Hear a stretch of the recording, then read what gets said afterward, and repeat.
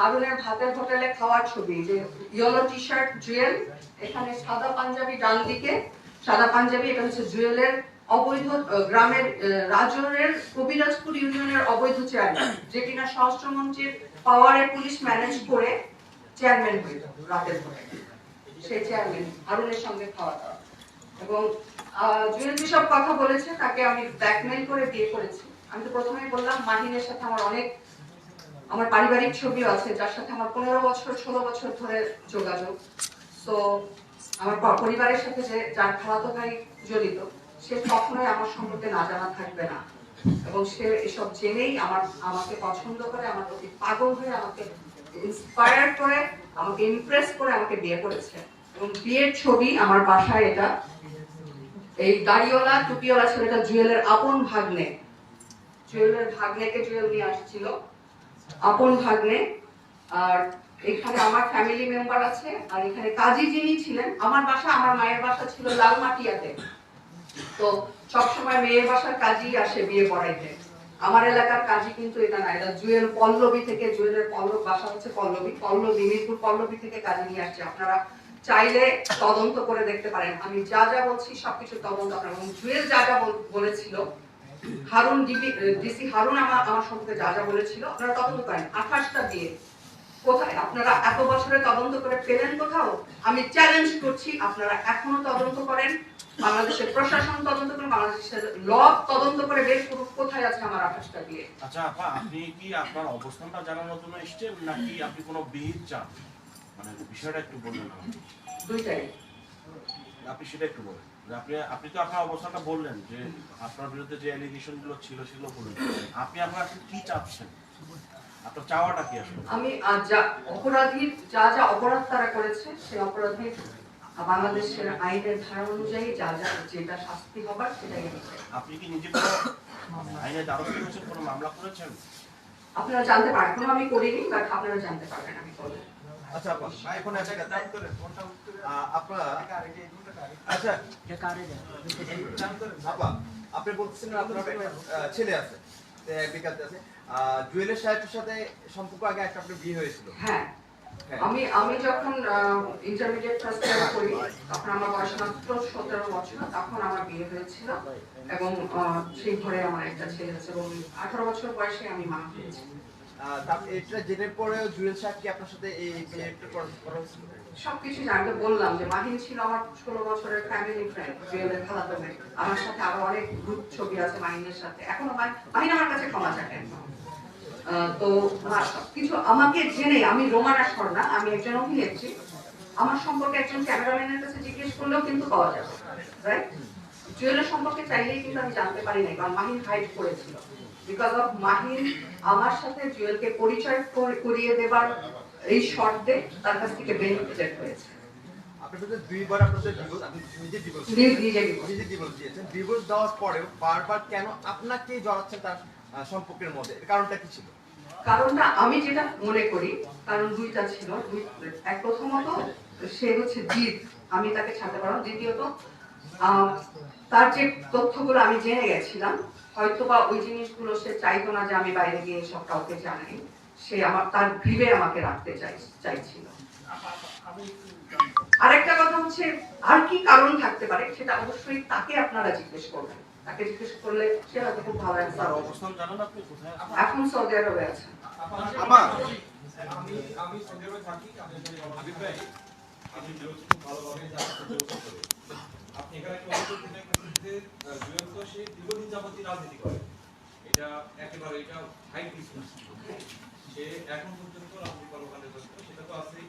তো গতকাল আমি তার সাথে কথা বলছিলাম, তিনি যে অভিযোগটা করছেন, তার অভিযোগ হচ্ছে আপনি আপনার পরিবারের সদস্যদেরকে নিয়ে এই যে ঝামেলাটা সেটা মিটিয়ে করার জন্য পারিবারিকভাবে তাকে একটা প্রস্তাব করতেন।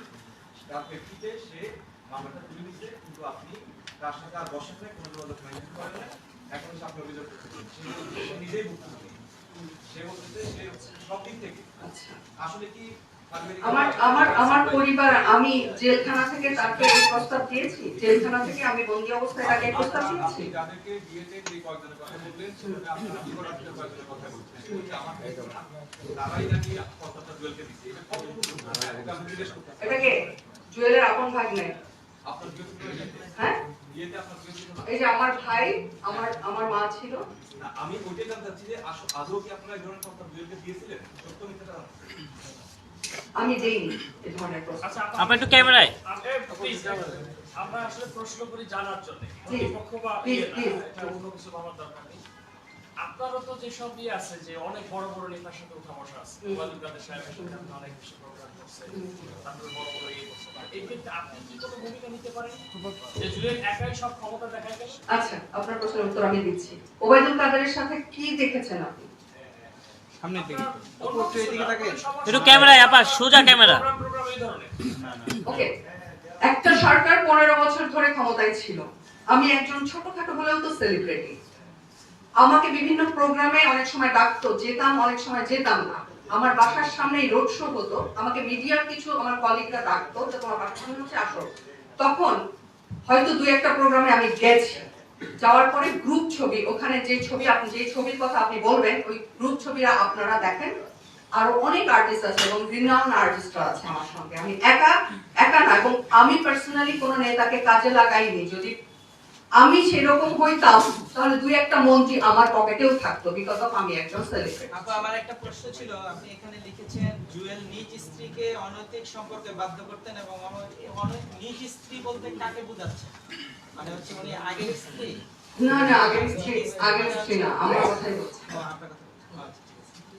আপা, আপনি যার বিরুদ্ধে অভিযোগ করছেন জুয়েল, তার বিরুদ্ধে সে আপনার বিরুদ্ধে বেশ কিছু অভিযোগ করেছিল এবং তৎকালীন সময়ে বেশ কিছু জাতীয় দৈনিকে আসলে নিউজ এসেছিল যে তাকে আপনি ব্ল্যাকমেইলিং করেছিলেন এবং সৌদি আরব থেকে তিনি দেশে আসার পরে তাকে বিভিন্নভাবে ব্ল্যাকমেইলিং করে লালমাটিয়ার সি ব্লকে একটি ফ্ল্যাট কিনেছিলেন এবং প্রায় 1.5 কোটি 2 কোটি সামথিং এরকম টাকা নিয়েছিলেন এবং প্রিমিয়াম একটি গাড়ি নিয়েছিলেন এবং পরবর্তীতে সেই গাড়িটি বিক্রি করে আরেকটি গাড়ি নিয়েছিলেন আপনি।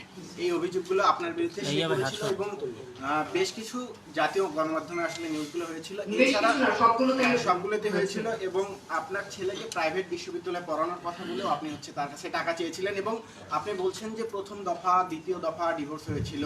সেই সময় আপনি তাকে বলে আসলে যে দ্বিতীয়বার যখন আপনারা আসলে রিকানেক্ট হলেন তখন আসলে আবারও দ্বিতীয় দফায় তার কাছ থেকে ব্ল্যাকমেইলিং করে 10 লাখের উপরে টাকা নিয়েছিলেন, এই অভিযোগ। আচ্ছা, প্রথমত আমার জুয়েলের সাথে পরিচয় হবার বেশ আগে, 2 থেকে 3-4 মাস আগে আমার ছেলেকে আমি ভর্তি করাই। জুয়েলের সাথে আমার পরিচয় হয় 2018 সালের সেপ্টেম্বর অক্টোবরের দিকে। তার আগে আমার ছেলেকে আমি ভর্তি করাই। দ্বিতীয়ত, আমাকে দ্বিতীয়বার ডিভোর্স, যার কাছ থেকে আমি এত ব্ল্যাকমেইল করলাম তার অভিযোগ, সে দ্বিতীয়বার কেন আমাকে বিয়ে করবে, কেন আমাকে আমার সাথে রিলেশনে যাবে এবং দ্বিতীয়বার কেন সে আমাকে এসব দিবে? বিষয়টা কি এরকম যে তাকে আমি ব্ল্যাকমেইল করে বিয়ে করলাম? সে যেসব অভিযোগ, আমার কাছে ভিডিও আছে এখনো নিউজে, সে পকেটে করে ব্যালমনের ঘড়ি, 2টা আইফোন, জুয়েলারি, গহনা এগুলো নিয়ে ঘুরে বেড়াতো আর আমি তার কাছ থেকে নিয়ে নিতাম।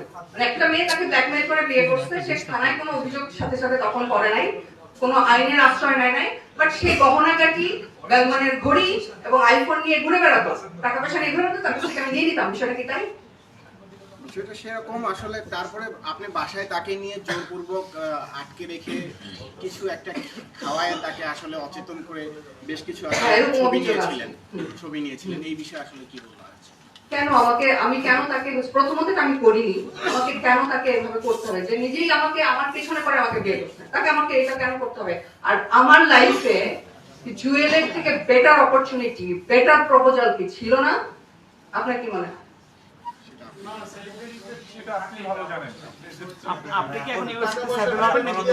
আমি ইউএসএ তে অলরেডি গ্রিন কার্ড হোল্ডার। আমি অ্যাপ্লাই করার 11 মাসে আমি গ্রিন কার্ড পেয়েছি।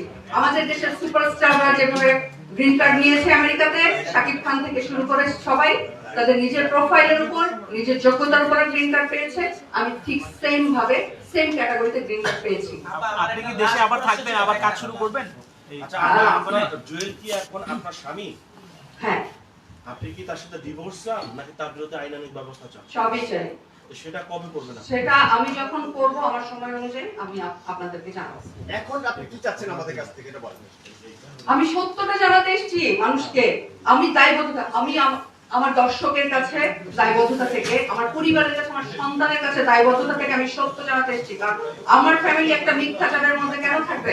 আমার সন্তানের মা একটা মিথ্যাচারের মধ্যে কেন থাকবে? আপু, আমার একটা লাস্ট প্রশ্ন। সাইফুল। ডিবি হারুন আপনার সাথে কি অন্যায় করেছেন? আপনাদের দুজনের দাম্পত্য জীবনে আমি একজন প্রশ্ন করেন। আমার একটা লাস্ট প্রশ্ন, যে এই এই ঘটনাগুলোতে একদিকে কিন্তু স্পষ্ট প্রমাণিত হচ্ছে যে কোনো কারণেই আপনাকে কিন্তু সে খুব ভালোবাসে, এই জন্য সে আপনাকে এদিকে আনতে চাচ্ছে। আমার কথাটা হচ্ছে, আপনি তাকে যে চাচ্ছেন না, এটা কোন কোন এলিগেশনগুলো? আচ্ছা, আপনি যদি এটাকে ভালোবাসা মনে করেন, সে তো আপনি বলছেন মানে সেও তো যে ক্ষমতা ছিল, সে তো চাইলেই অনেকেই কাছে আনতে পারে। সেই দিক থেকে তো আপনাকে সে কাছে চাচ্ছে, এবং আপনি চাচ্ছেন না কোন কোন এলিগেশন? আচ্ছা এত সহজ নাকি? আচ্ছা সহজ সে কি আমাকে আমার মন জয় করতে পারলো? সে ক্ষমতা দেখাইতে পারছে, আমাকে জোর করে আটকে রাখছে, মন জয় করতে পারে নাকি? তার থেকে যে দূরে সরতে চাচ্ছেন, এই এলিগেশনগুলো একটু আমার গায়ে হাত তোলা থেকে শুরু করে মানসিক টর্চার, সারাক্ষণ হুমকি, এই 4-5টা বছর আমি কিভাবে কাটিয়েছি সেটা আমি ছাড়া কেউ জানে, আমার পরিবার ছাড়া আমি ছাড়া কেউ জানে না। অলওয়েজ আমাকে হুমকির মধ্যে রাখতো। ধরেন আমার ফোন ধরতে দেরি হয়েছে, আমি ওয়াশরুমে অথবা আমি নামাজরত অবস্থায় সে আমাকে, আমি ফোন করতে না পারলে সে আমাকে হুমকি দিত। আমি এটার আপনাকে পাশাপাশি দেখাই। কি এখানে যা লিখেছে নিজ স্ত্রীকে অনৈতিক কাজে বাধ্য করতে, সেরকম কি বাধ্য এই পর্যন্ত করাইছিল? আমাকে চেষ্টা করতো আমাকে পারেনি কখনো। ভাই একটা আপনাদের প্রশ্ন করি, আমাদের এই সহকর্মী ভাই যে প্রশ্নটা করলেন যে তিনি তার নিজ স্ত্রীকে অনৈতিক কাজের জন্য বাধ্য করলেন, কিন্তু তিনি কালকে আমাদের একটা অভিযোগ করছেন, রেকর্ড আছে আমাদের কাছে। সে বলছে যে স্বামী হিসেবে তার কাছে যে মর্যাদা পাওয়া কথা সেটাই তিনি পাচ্ছেন। সে বলতেছে শুধুমাত্র তারা জন্য বিয়ে করতে পারছে, তার সাথে আমার শারীরিক সম্পর্ক সে বাধ্য করতে। হ্যাঁ, সে বলছে স্ত্রী হিসেবে আপনার উপর যে হক ছিল সে সেটাই পায়নি।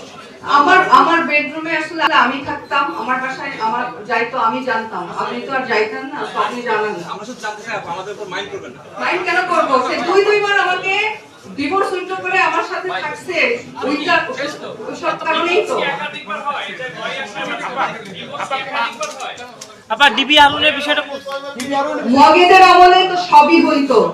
আমাকে যে অ্যালিগেশনসটা আনা হয়েছিল, যে মামলাটা আমাকে দেওয়া হয়েছিল, ওই মামলাটা কি হয় স্ত্রীর বিরুদ্ধে? স্ত্রীর বিরুদ্ধে হয়। এবং ডিভোর্স কি একাধিক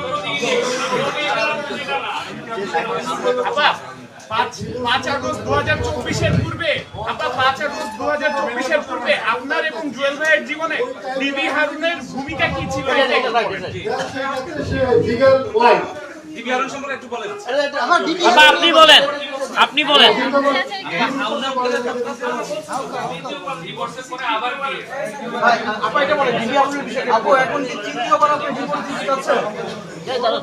ভাই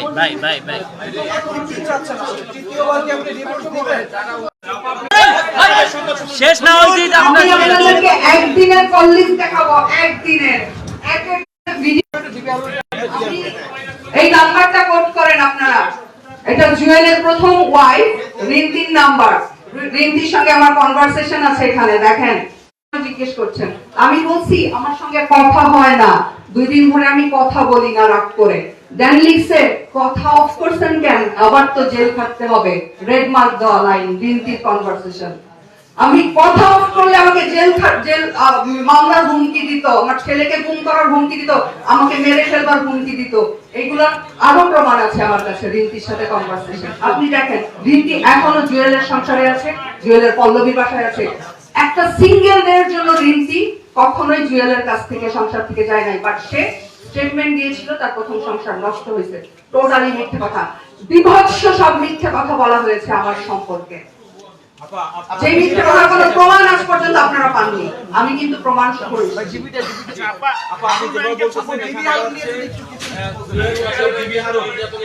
ডিবি হারুনের হেল্পে, স্বরাষ্ট্রমন্ত্রীর হেল্পে জুয়েল আজকে আমাকে যা যা করেছে, অত্যাচার, মিথ্যাচার যা যা করেছে, সব ডিবি হারুনদের হেল্পে করেছে। এবং ডিবি হারুনরা আমাকে যে হুমকি দিত, ঠান্ডা হুমকি, ফোনে, জুয়েলের ফোন থেকে, আমি তো বললাম আপনাদেরকে। ডিবি হারুন এবং জুয়েলের মধ্যে আসলে সম্পর্কটা কি আপনি কি জানতে পারছেন? টাকা পাচারকারীর সম্পর্ক। আমাকে জেল খাটানোর পরে কিছু ছবি দেখাবো আমি। ডিবি হারুন যায় হজ করতে। আচ্ছা, আমাদের কাছে একটা তথ্য আছে, সেটা হচ্ছে যে ডিবি হারুন তার অনেকগুলো টাকা জুয়েলের মাধ্যমে সেখানে ইনভেস্ট করছে। আপনি কি এই ব্যাপারে কিছু জানেন? হ্যাঁ, বলেন একটু। বললাম তো অনেকগুলো টাকা সে ডিবি হারুনের টাকা এবং স্বরাষ্ট্রমন্ত্রীর টাকা সব। আমি ডিবি হারুনের কথা পরে জানছি। আমি প্রথমে যেটা জানতাম যে স্বরাষ্ট্রমন্ত্রীর টাকা সে পাচার করত, কিন্তু ডিবি হারুনেরটা আমি জানছি পরে। ঠিক আছে, এই যে দেখেন ডিবি হারুনের হজের ছবি, সাথে এই যে আমার হাতের নিচে যে এটা হচ্ছে জুয়েল। একজন সাংগঠনিক নেতা না, শুধুমাত্র টাকা পাচার করে তার এত পাওয়ার, তাহলে বড় নেতাদের পাওয়ার সম্পর্কে আমাদের ধারণা করা উচিত আসলে। আপনি একটু আবার স্পষ্ট করেন যে এই মুহূর্তে আপনার কথা আমি শুনতে পাইনি। মানে আমরা তো অনেকগুলো অভিযোগের কথা শুনলাম, আপনি দেশে আসলেন বেশ কিছুদিন হলো, আপনি এখনো জুয়েলের বিরুদ্ধে মামলা কেন করেন? আমি দেশে এসে খুব সিক ছিলাম কিছুদিন, আমার জেট ল্যাগ হয়েছিল, আমার খুব অ্যালার্জি আছে ডাস্টে, আর অনেকদিন নিঃশ্বাসের প্রবলেম হচ্ছিল, মাথা টাথা মানে নাকটা কম হয়েছিল, একটু অসুস্থ ছিলাম। দেন আমি যখন একটু সুস্থ হয়েছি, আবার সবকিছু গুছিয়ে রাখতে পারছি, দেন আমি আপনাদের সামনে হাজির হয়েছি। Thank you. সর্বশেষ একটা এখন পর্যন্ত যে এলিগেশনস বা যে তথ্যগুলো দিবেন সবকিছুর পরে কি জুয়েলের সাথে আর কোনো যোগাযোগ হয়েছে কি? হ্যাঁ, যোগাযোগ বলতে আমার সাথে কোনো যোগাযোগ হয়নি। 5 জুলাইয়ের লাস্টের দিক থেকে